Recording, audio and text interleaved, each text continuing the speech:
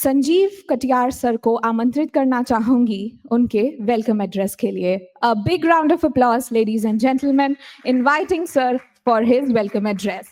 आदरणीय सुबोध सिंह साहब, प्रमुख सचिव छत्तीसगढ़ शासन एवं अध्यक्ष छत्तीसगढ़ राज्य विद्युत पारेषण कंपनी, साथ ही कार्यकारी अध्यक्ष छत्तीसगढ़ राज्य विद्युत उत्पादन कंपनी एवं छत्तीसगढ़ राज्य विद्युत वितरण कंपनी, श्री राजेश राणा साहब, सीईओ क्रेडा, श्री राजेश शुक्ला साहब, प्रबंध संचालक छत्तीसगढ़ राज्य विद्युत पारेषण कंपनी, साथ ही विभिन्न राज्यों के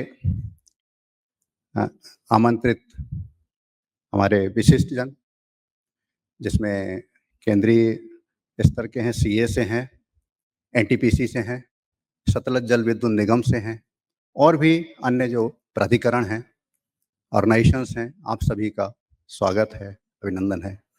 ये छत्तीसगढ़ में जहाँ तक मुझे याद है इस तरह का पहला पावर कॉन्क्लेव है।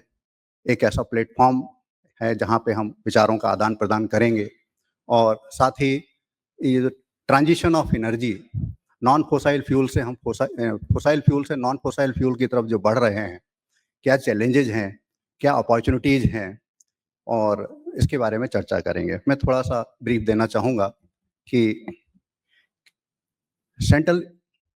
केंद्रीय स्तर पर नेशनल सिनेरियो में हम देखेंगे कि अभी हम लगभग 460 गीगावाट का हमारा इंस्टॉल कैपेसिटी हो चुका है, जिसमें लगभग 257 हमारा थर्मल, लिग्नाइट और ऑयल गैस आधारित है। इसके अलावा 210 गीगावाट के आसपास हमारा रिन्यू है। रिन्यूएबल पे काफ़ी जोर दिया जा रहा है, इसलिए कि हमने COP26 में कमिटमेंट किया है कि net zero by 2070। Net zero का यह मतलब बिल्कुल भी नहीं है कि थर्मल जीरो हो जाएगा। हाँ, कार्बन उत्सर्जन जो होगा उसको हम शून्य करने का प्रयास करेंगे विभिन्न नई टेक्निक्स के द्वारा। साथ ही हमारा 2030 तक 500 गीगावाट का रिन्यूएबल जनरेशन का केंद्रीय स्तर पर लक्ष्य है, जिसमें से 210 हो गया है, बाकी अभी करना बाकी है। इसी तरह जो हमारा इंडस्ट्रियलाइजेशन का फेज है, इंडिया जो है आपका 3 ट्रिलियन इकोनॉमी विश्व में 5वें स्थान पर है। चौथे स्थान पर हम 2026 तक आ जाएंगे। तीसरे स्थान पर हम 2030 तक आएंगे, जब हमारी इकोनॉमी $5 ट्रिलियन की होगी। इस इकोनॉमी को अचीव करने के लिए निश्चित ही हमको औद्योगिकरण को बढ़ावा देना है। औद्योगिकरण के लिए विद्युत की आवश्यकता है, तो उस रिक्वायरमेंट को मीट आउट करने के लिए विभिन्न प्रयास विभिन्न स्तरों पर, केंद्रीय के स्तर पर अलग हैं, राज्य शासन के स्तर पर अलग हैं, हमारे जो निजी क्षेत्र हैं उनके भी अपने प्रयास हैं। उन सबको एक गति प्रदान करना, इनमें जो हमारे जो चैलेंजेज हैं उनके बारे में करना और उनको निराकरण करना ही इस तरह के कॉन्क्लेव के आयोजन का लक्ष्य रहता है। जहाँ तक छत्तीसगढ़ का सवाल है, छत्तीसगढ़ एक नेचुरल रिसोर्सेज का एक प्रदेश है जिसमें कोयला प्रमुख है। कोयले के भंडारण में हम देश में तृतीय स्थान पर हैं, झारखंड और उड़ीसा के बाद में।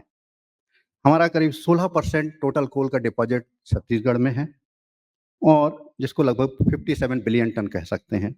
आने वाले 50 सालों के लिए हमारे पास उपयुक्त कोयला है।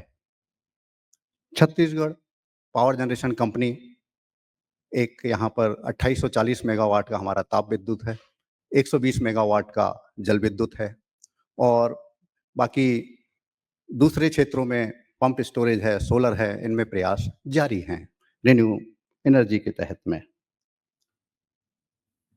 हमारा दो लाइन का मैं परफॉर्मेंस भी बता देता हूं कि पिछले वर्ष छत्तीसगढ़ राज्य विद्युत उत्पादन कंपनी 84.4% PLF के साथ देश के सभी 33 राज्यों में प्रथम स्थान पर परफॉर्मेंस के उसमें रही है और हम छोटे स्टेट होने के बाद भी हमारा परफॉर्मेंस राष्ट्रीय स्तर पर काफ़ी अच्छा है। और इसी तरह जो एक्सपेंशन पे भी जा रहे हैं यहाँ पे, चूँकि कोयला प्रचुर मात्रा में है, यहाँ पर राज्य स्तर पे भी एक्सपेंशन का प्रावधान है। एक शेड्यूल है, 2 इकाइयाँ सुपर क्रिटिकल की। एनटीपीसी द्वारा भी लारा और सीपत में कर रहे हैं।